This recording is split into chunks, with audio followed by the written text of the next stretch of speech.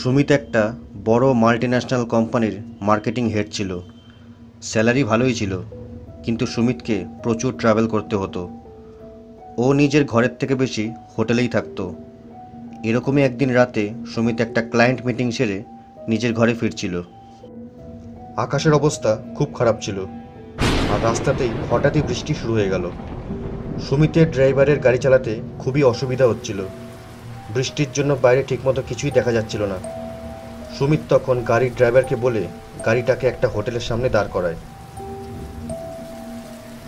কিন্তু হোটেলটা খুব পুরনো ছিল, আর ওটাই ছিল একমাত্র হোটেল ওই হাইওয়েতে। সুমিত বেশি কিছু ভাবল না। সে হোটেলের ভেতরে চলে গেল আর ভাবল আজকে রাতে এখানেই থাকবে। হোটেলের রিসেপশনে একটা মেয়েকে দেখতে পেল সুমিত। মেয়েটাকে দেখতে খুবই অদ্ভুত ছিল। দেখে মনে হয় বহুদিন রাতে ঘুমায়নি। কিন্তু সুমিত সেটাকে তেমন গুরুত্ব দেয়নি। সে খুব ক্লান্ত ছিল। সে শুধু কোনো রকম রুমে গিয়ে ঘুমাতে চেয়েছিল। সুমিত তাড়াতাড়ি করে ওই মেয়েটির কাছে হোটেল রুমের রিকোয়েস্ট করলো। মেয়েটি তখন সুমিতের আইডেন্টিটি প্রুফ নিয়ে রুম নম্বর 303 চাবি হাতে ধরিয়ে দেয়। সুমিত চাবি নিয়ে লিফটের দিকে গেল। তারপর একটা বোতাম টিপে লিফট আসার অপেক্ষা করতে লাগলো। লিফট আসার পর সুমিত লিফটের মধ্যে ঢুকলো আর 3 নম্বর বোতাম টিপে দিল। যখনই লিফটের দরজা বন্ধ হতে শুরু করলো, হঠাৎ থেমে গিয়ে আবার খুলে গেল। যেন মনে হচ্ছিল বাইরে থেকে কেউ লিফট থামানোর জন্য হাত ঢুকিয়ে দরজাটাকে বন্ধ হওয়া থেকে আটকেছে। সুমিতের এই ব্যাপারটা একটু অদ্ভুত লাগে, তবুও সে এটাকে ইগনোর করে। সে আবার দরজা বন্ধ করার বোতাম টিপে দেয়। দরজা বন্ধ হওয়ার পর লিফট আস্তে আস্তে উপরে উঠতে থাকে। হঠাৎ সুমিতের চোখ যায় লিফটের বোতামের দিকে।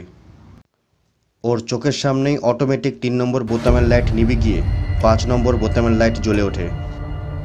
সুমিত এটা দেখে একটু ভয় পেয়ে যায়। তারপর সে তাড়াতাড়ি করে 3 নম্বর বোতামটা বারবার টিপতে শুরু করে, কিন্তু লিফটের কোনো বোতাম কাজ করছিল না।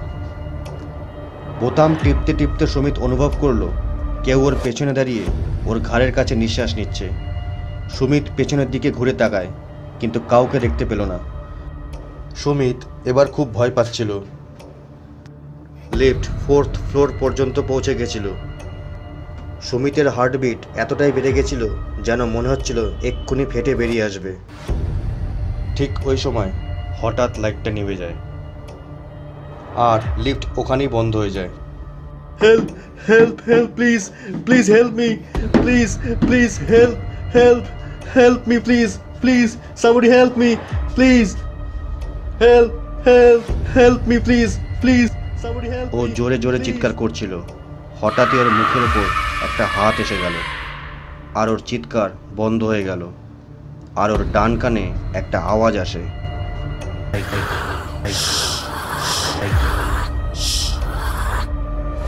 সুমিতের অবস্থা এতটাই খারাপ হতে শুরু করে যে প্রায় অজ্ঞান হতে শুরু করলো।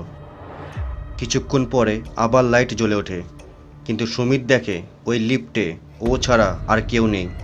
কিন্তু ওর বিশ্বাস ছিল ওই লিফটে ওর সাথে আরও কেউ তো অবশ্যই আছে। লিফট 5th ফ্লোরে থেমে গেল আর দরজা খুলে গেল। দরজা খুলতেই সুমিত সিঁড়ির দিকে দৌড়ালো। সুমিত এতটাই ভয় পেয়েছিল যে ওর মুখ থেকে কোনো আওয়াজ বেরোচ্ছিল না। ওর এমন মনে হচ্ছিল যে ওর পেছন পেছন সিঁড়ি দিয়ে কেউ নামছে। সিঁড়ি দিয়ে নামতে নামতে সুমিতের কানে একটা হাসির আওয়াজ আসে।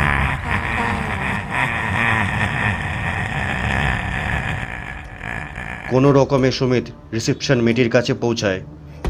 সুমিত বলতে শুরু করে, lift, lift, 5th floor, 5th floor, একটা লোক, একটা লোক, একটা লোক, 5th ফ্লোর।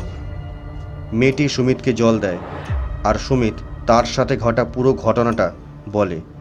কিন্তু মেয়েটি সুমিতকে যা বলে সেটা শুনে সুমিতের মাথা ঘুরে যায়। মেয়েটি বলল, স্যার 5th ফ্লোর, কিন্তু আমাদের হোটেলে তো 4টেই ফ্লোর আছে।